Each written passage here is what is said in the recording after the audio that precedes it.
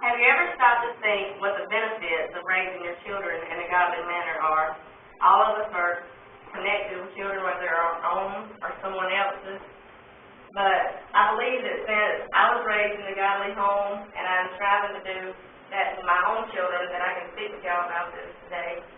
My purpose is to persuade you to see the importance of raising your children in a godly manner that will help our society and our family. You should raise your children in a godly manner because your morals of children that are raised in a godly manner are stronger than those that are not. Also, it is a requirement of God for us to raise our children in a godly manner. And when our children are raised in a godly manner, then they have a better influence in our society. Whatever you instill in your children when they grow up, it shows in their morals. When our babies get to the point where they start doing things wrong, the first thing we do is we pop them on the hand or tell them no, no. If it wasn't important for them to know that, then why would we do it? The problem comes whenever their example is not in a godly manner from their parents. And so to be raised in a godly manner means to be raised Christ-like, like Jesus was. He was obedient, respectful, had self-control, and loved others above himself. So for us to do that, we need to not be religious families, but godly families. While all unchurched people are not bad, it just shows that the morals of those in our church are stronger than those that are not. I asked Miss Allison Howard, who's been a teacher and an educator for 9 years in the public schools, what she's seen the differences is. And she told me that I have found that students that are raised in Christian homes are more easily convinced of their wrongdoings and they have remorse whenever they do something wrong when you talk to them about it. But I also have found that it's more difficult in those that are non-Christian homes to reach their inner sense of right and wrong. I, for one, want my children to know what the right and wrong is from their inner senses. Secondly, it's a requirement of God for us to raise our children in a godly manner. Some would argue that you can be good without God, and some have been brought up in church and they say they don't need Christ anymore. They're good without it. But what they fail to see is that the good morals that they brought up, they were taught when they were children, is what is leading over to their own children. The King James Version tells us in Proverbs chapter 22, verse 6, to train up a child in the way that he should go. When he is old, he will not depart from it. So our primary task is to prepare our children according to God's will and purpose for their lives.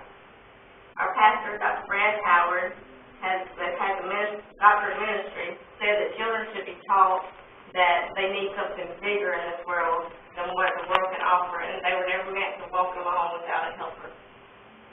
My last point is to persuade you that raising children in a godly manner gives them a chance to be godly influences for our society.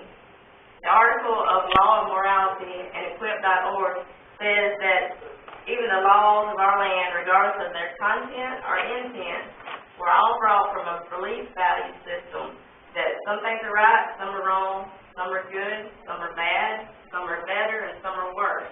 So even the laws of the land that we abide by ask us to be godly and moral people so we can sit together and get along in unity as our society.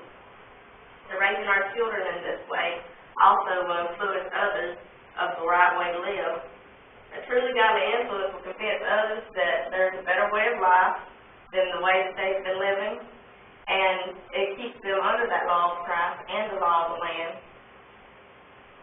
Keeps our youth from facing dire consequences for their wrong actions, so they don't have to be that, and it shows them that they have a higher level of value for their own lives and for others.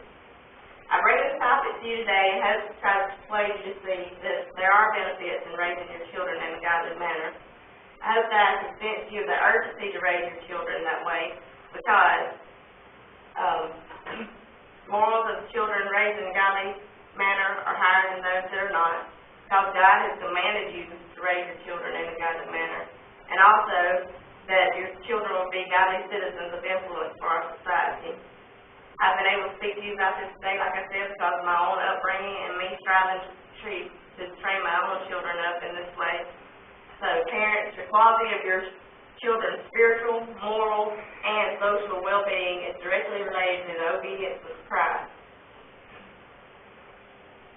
you love your children, you will train them up in a godly way, because if you don't, the world will train them up in their way. So which would you rather have, God's